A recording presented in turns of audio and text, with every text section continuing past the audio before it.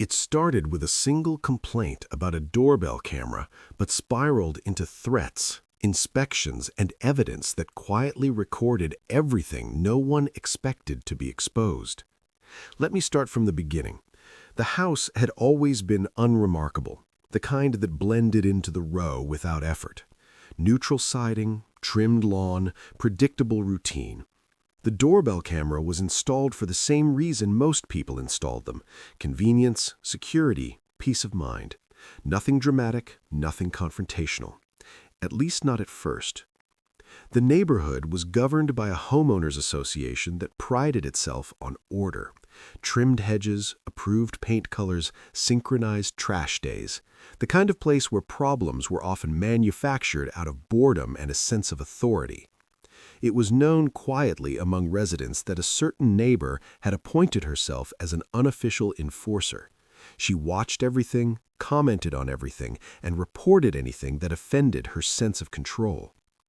The first sign of trouble came through an HOA notice. It referenced a privacy concern raised by a nearby resident regarding a doorbell camera allegedly recording areas beyond the homeowner's property. The notice used vague language, the kind that suggested something serious without explaining what rule had been broken. It requested immediate corrective action. Confusion followed. The camera had been positioned to face the front walkway and door, no different from hundreds of others in the neighborhood. It did not face windows, yards, or the street beyond what was unavoidable. Still, the complaint existed, and in HOA territory, complaints had a way of growing teeth. Soon after, the pattern emerged. Another notice arrived, then another. Each claimed escalating concerns. One alleged harassment, another suggested intimidation. None included specifics, times, or evidence. The notices began referencing the same neighbor, though never by name. The implication was clear enough. The doorbell camera, meanwhile, continued doing what it was designed to do. It recorded motion. It logged timestamps. It stored footage automatically. It did not interpret emotions or intent. It simply captured what passed in front of it. What passed in front of it began to change. There were repeated instances of someone approaching the front door and lingering without reason. There were gestures that suggested anger, exaggerated movements meant to provoke. There were objects placed near the entrance and later removed. There were moments when the same individual would approach, leave, return, and approach again within minutes. None of this was acknowledged by the HOA. Instead, the complaints intensified.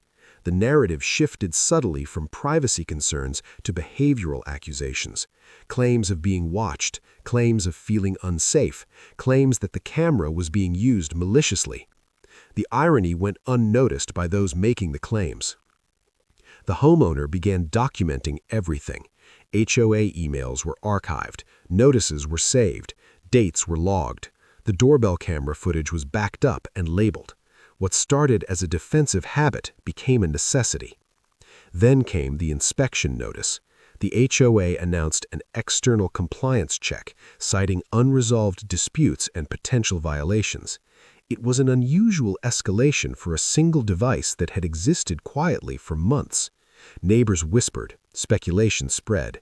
Some avoided eye contact, others watched more closely. The camera recorded all of it. The neighbor at the center of the complaints appeared more frequently. She would stop in front of the door, look directly at the camera, and linger. Sometimes she would pace. Sometimes she would hold her phone up as if recording in return. Sometimes she would leave notes that were later removed before anyone else could see them. Each interaction was captured, each moment timestamped, each visit logged. The HOA inspection came and went without incident. No violations were found. The camera placement was deemed compliant. The property passed. For a brief moment, it seemed like the situation might resolve itself. It did not. Within days, new complaints were filed. This time, they alleged retaliation. The story being told had evolved. The camera was no longer just a privacy issue. It was now framed as a tool of harassment, a symbol of hostility. The homeowner realized then that this was no longer about rules or regulations. It was about control. And control does not relinquish itself quietly. As the complaints piled up, so did the footage. The camera continued to record calmly, objectively, without bias. It did not take sides, it simply observed. And what it observed was about to matter far more than anyone anticipated. The tension settled over the house like a storm waiting to break, and the next chapter of the conflict was already unfolding in front of the lens, one recorded moment at a time. The second phase of the conflict began when the HOA formally requested a response. Not a correction, not an adjustment, but an explanation. The tone suggested patience wearing thin, as though the homeowner had been given ample opportunity to comply with something never clearly defined. The response was measured. It included documentation, it included compliance confirmations, it included a calm statement of facts, and, for the first time, it included references to recorded activity. This changed everything. The HOA acknowledged receipt, but did not immediately respond. Days passed. During that silence, the behavior outside intensified. The neighbor appeared more often, sometimes multiple times a day. She would stand just inside the camera's field of view, as if testing its limits. She would gesture toward the house, toward the lens, toward the door. At one point, she brought another resident with her. They stood together, looking toward the entrance, shaking their heads, leaving together. The camera captured it all. Another complaint followed, this one more severe. It alleged stalking. It alleged intimidation. It alleged emotional distress. The language was dramatic and absolute, the kind that leaves little room for nuance. But allegations require substance. The homeowners submitted footage, not selectively, not edited, entire clips spanning days, showing patterns rather than moments. It showed who approached the house, how often, how long they stayed, what they did not do. It showed no pursuit, no confrontation, no provocation. It showed a quiet home and a recurring presence that did not belong to it. The HOA requested more information, then more. Each time, the footage provided answers the complaints could not support. Timelines contradicted claims, accusations unraveled under timestamps. Still, the neighbor persisted. She filed complaints with the city, alleging code violations unrelated to the camera.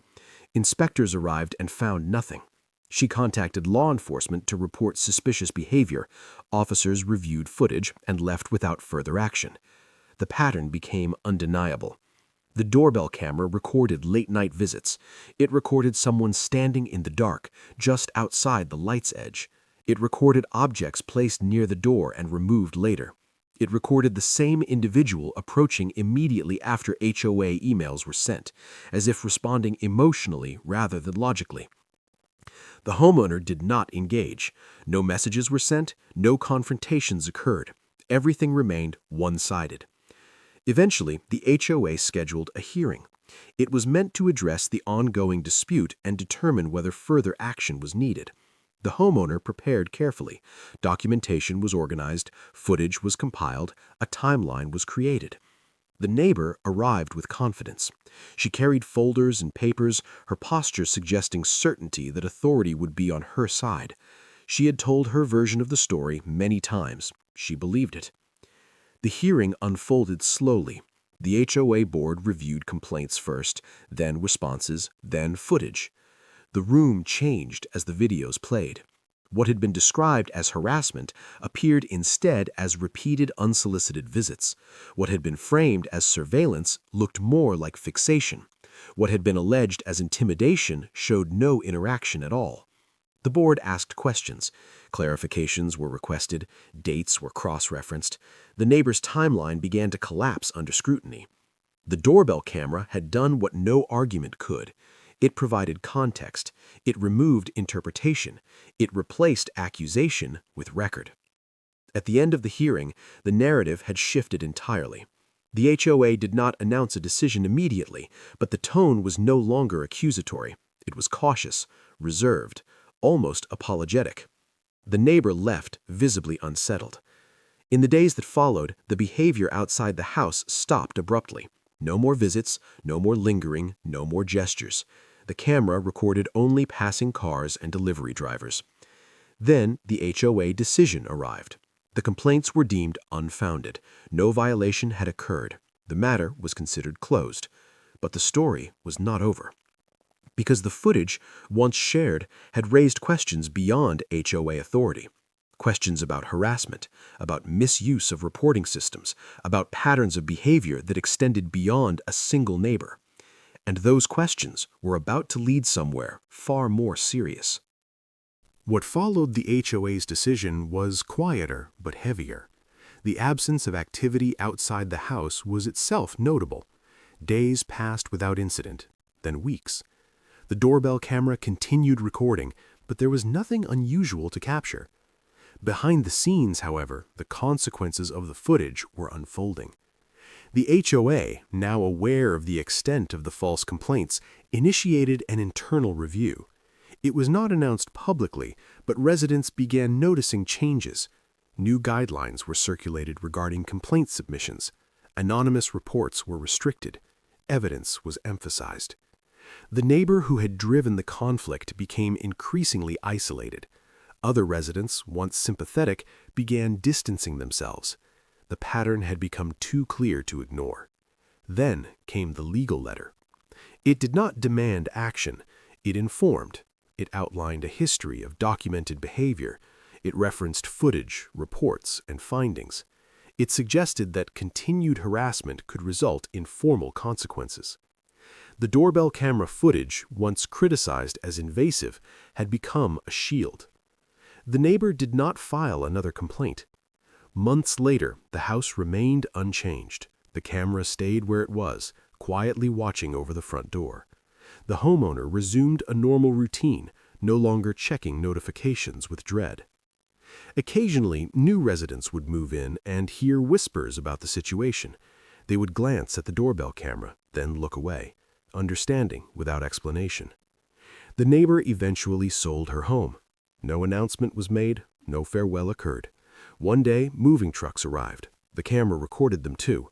Furniture carried out, boxes loaded, a final look back at the house across the way. Then, she was gone. The HOA never apologized formally, but their actions spoke clearly enough. The homeowner was left with a lesson that lingered long after the conflict ended. The doorbell camera had never been the problem. It had simply revealed one. In neighborhoods governed by appearances and assumptions, truth often hides in plain sight. Sometimes it takes an unblinking lens to bring it into focus. And sometimes the very thing someone demands be removed becomes the reason their actions can no longer be denied. The camera continued recording, not out of defiance, but out of habit, quiet, neutral, ready, just in case.